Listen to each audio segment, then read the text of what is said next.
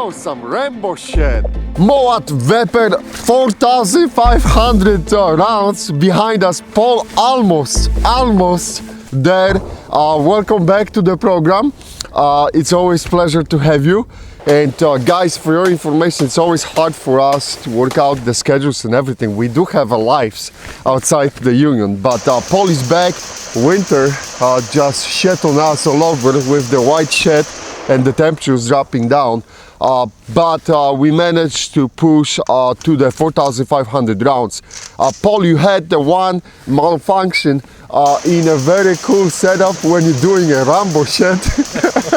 Like it was for fun, guys. We do things for fun. But Paul, describe what happened. I think you did the combat roll and you pushed a few shots, yeah. But then the one round just came out outside and said, fuck it, I'm done with that bullshit. But I suspect that maybe, because I was only one instance, that may be the problem with the magazine. Yeah, it did. Basically. It did failure to feed a second time, so. Yes, so we'll watch this magazine, it's taped already. So it will be easy to watch it. But that was it basically. And you said, yeah, and again on the same magazine we had the failure to feed to the chamber. But other than this, the rifle went through the all rounds and really no problems whatsoever. Even this screw up weather is not having any effect on the Vepr. And I think so that it was so funny because I put the different brake. This is your first time with that Epsilon brake, yeah. But your observation, despite the side wave pressure, which is absolutely present, but there is very little recoil from the system, and that goes thanks to the brake, but also because the Vepr is, the thicker receiver, thicker barrel, it absorbs everything better. And I know we still got the rounds to go. And guys, I don't want to jump the gun, but let me say this Vepr starts to shining like a diamond, yeah. Really. Absolutely. In this package, what we got here, I absolutely freaking love it. I think so that this 3x scope, Paul, suits this gun perfectly, and you can push it at the extended ranges and have some fun, as you prove it. You were shooting at 500 yards. And no problems. So very cool. But like we say, enough with the bullshit talk. Let's start talking about have you noticed anything on the external problems? Do we have anything happening here? Nothing. No. With the sides, front post is still hanging, and nothing really. Rifle looks good. Yeah, rifle looks good outside. Let me start diving inside then. We did a lot of shooting today, and because of the weather, you can push more rounds towards down the pipe without really taking a breaks. So we always monitor the temperature, guys, because the idea is to not kill the gun, is just to learn how the rifle is going to look like, more or less from the regular use or abuse. Maybe not so much regular because we put a lot of pressure, but from the abuse. All right, recoil spring. Paul, I don't see anything on the recoil spring. Recoil spring looks absolutely cool.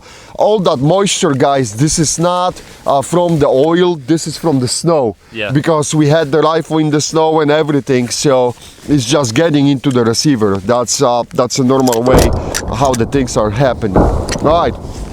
As I said, this is, we dipped the rifle in the snow a few times. It happened. Let me start with the bolt. Paul, I'm looking at the face of the bolt. Let me push the firing pin.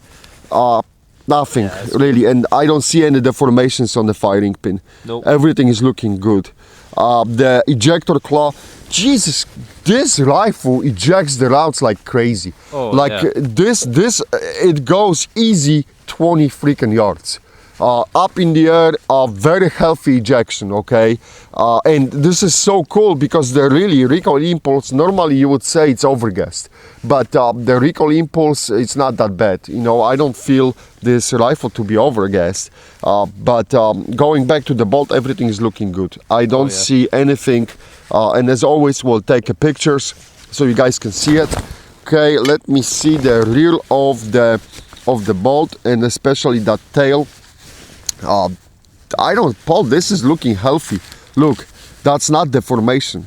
No, that's not deformation at all. There is a mark, of course, from the hammer, but nothing really. This is looking excellent, to be honest with you. And the channel inside looks perfect as well. I don't see, this is really, like, if you look, this is how you want to have AK rifle aging. yeah. You know, really, Yeah. nothing jumps out. I don't see any marks on the rails, on the cutouts here, and the piston head, everything, see, no damages on the piston head. As we know, remember, we had the rifles which had the damages to the piston head, so it's just dirty, but it's looking beautiful here. Let me see inside. This is the trigger hammer. Let me release the trigger. How you feel about the trigger, Paul? It's nice. It's nicer now. Yeah. You know, with that ledge, which is simulating that stupid second stage. It's actually flattened it out. That's why it's getting nicer, guys. So why they put that ledge, I don't even know. Because you know, we put almost 5,000 rounds, and it's already, that second stage is gone. It's just work out. You can, to remove it, you can take a Dremel tool and just wipe it out, and immediately you will improve the quality of this trigger. But the trigger is looking good.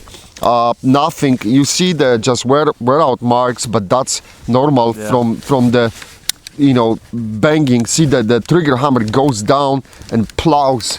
That this is from the bolt carrier working, but I don't see anything here. Rear trunnion is looking good too. Oh yeah, Paul. You know, I don't see anything here on the rails. This is looking good, and look at the front trunnion. We got some like delicate marks, but that's nothing on that mileage for the rifle. This is all looking good here. I really don't see anything up front and in the chamber. All the rivets, how are we looking on the rivets? Rivets are looking still good. No loose rivets, nothing, at least on this side. Let me check the rivets on that side. Nope, it's looking good too. And that's pretty much for the side rail too. Side rail is holding up very nicely. Chamber is looking very healthy. All right, time for the retard strength segment combined with technology. So here we got the mechanical arm extension, pushing the lever. Paul, check the tube inside. Do the pirate now. Paul is doing the pirate. All is looking good there, right? Oh yeah. Do you have anything, any marks? No. No, nothing. It's good. But I'm saying, because remember, we had that one rifle who was destroying basically here. Himself, but that one is looking perfectly fine. And how we looking here? Barrel. I noticed this crack in the previous episode, but it's not moving, so maybe it was there. See, like a crack on the handguard. But nothing is happening here. The gas block is looking good too, and Paul, the rifle is looking great. I don't really, you know, the gas block is holding up, the pins are staying on the front post, nothing is happening here, and the barrel is looking great too. What left to do is we'll set up let me look at the trunnion from the bottom. I forgot about that. This is all looking good too. What we have to do right now, we'll set up the camera, guys, and we'll do the head spacing check. But as I said, Vepr starts shining like a diamond. We don't want to jinx it, okay? Because I think we got excited once about the other rifle, and we fucked it up. I mean, we didn't. The rifle fucked it up, but this is looking good. This is looking very promising. So fingers crossed. Let's do the head spacing check, and we'll go from there. Thanks for watching, guys. Stay tuned for the head spacing check immediately right after this footage. Okay, we got the no-go in place. Let's roll. And nothing. Paul, it's not moving forward. Let me pull it and slam it. You should never do that. You should never slam the no-go gauge to the chamber. But we're doing this for the sake of the argument. There's no way to close it. So there is no move the head spacing didn't change. One more time, perfect. This is how you want to have it, and the Vepr beast lives for another day. AHOO, AHOO, AHOO.